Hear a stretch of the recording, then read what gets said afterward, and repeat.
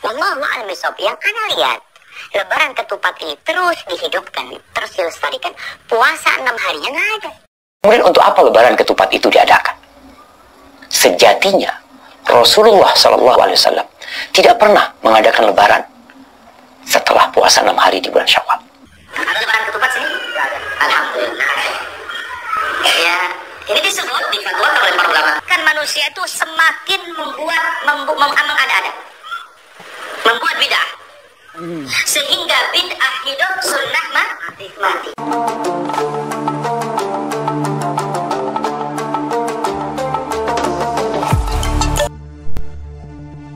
Nyata tidak, Lebaran ketupat adalah bid'ah, haram, dan dilarang dalam ajaran Islam.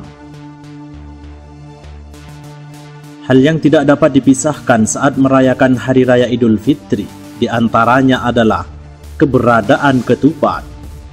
Di beberapa daerah bahkan ada perayaan khusus yang diisi dengan makan bersama dengan ditemani ketupat. Namun, ada sebagian kalangan yang menyatakan bahwa Hari Raya Ketupat sebagai hal yang diharamkan.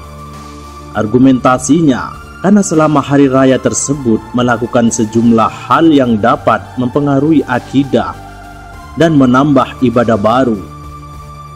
Pada dasarnya, tuduhan semacam itu tidak berdasar dan jauh dari yang diinginkan para leluhur.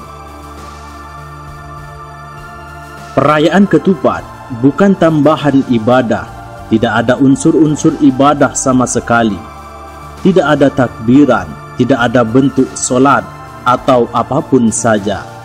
Hanya sekedar bentuk mengantar sedekah makanan berbentuk ketupat. Dalam fatwa ulama Al-Azhar Mesir menyatakan, "Ma ra'ad-din fi ihtifali ba'did dawal bi a'yadin mithla a'yadin nasri wa 'aidil ammal wa 'aidi ra'sis sanati wa ghairiha."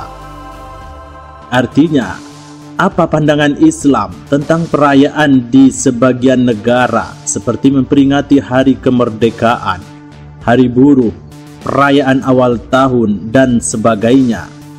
Syekh Atiyah, mufti Mesir menjawab, "Wa bin nisbati ila ma huwa dini qad yakunul ihtifalu mansusan alaihi ka'idil fitri wal adha wa qad yakunu ghayra mansusin alaihi kal hijrati wal isra'i wal mi'raji wal maulidin nabawiyyi."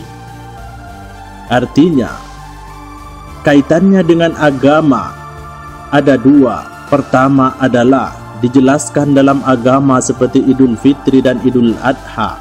Kedua, tidak dijelaskan dalam agama seperti hijrah, Isra, dan Mi'raj serta Maulid Nabi.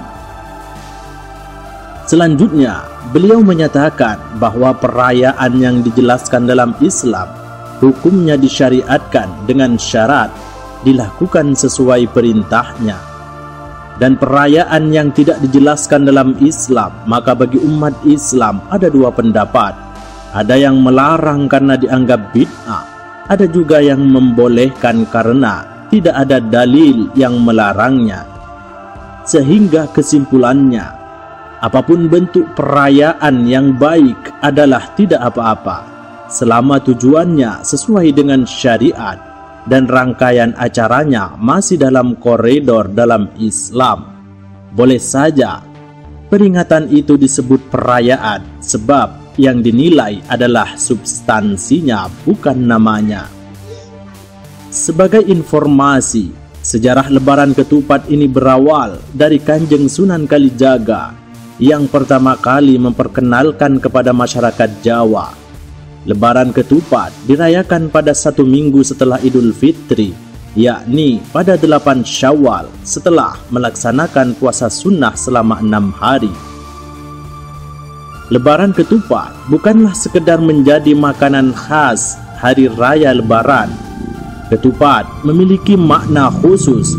Ketupat atau kupat dalam bahasa Jawa merupakan kependekan dari ngaku lepat dan ngaku papat. Ngaku lepat bermakna mengakui kesalahan, dan ngaku papat memiliki arti 4 tindakan dalam perayaan Lebaran. Pertama, Lebaran. Ini bermakna usai, menandakan berakhirnya waktu puasa. Berasal dari kata lebar yang artinya pintu ampunan telah terbuka lebar. Kedua, Luberan. Istilah ini berarti meluber atau melimpah, yang menjadi simbol ajaran bersedekah untuk kaum miskin.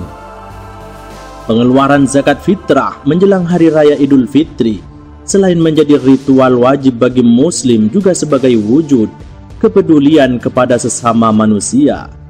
Ketiga, leburan. Kata ini memiliki makna habis dan melebur. Maksudnya, pada momentum lebaran, dosa dan kesalahan akan melebur dan habis karena setiap muslim dituntut untuk saling memaafkan satu sama lain. Sedangkan yang keempat, laburan. Istilah ini berasal dari kata labur atau kapur. Kapur adalah zat yang biasa digunakan untuk penjernih air dan pemutih dinding. Maksudnya supaya manusia selalu menjaga kesucian lahir dan batin satu sama lain.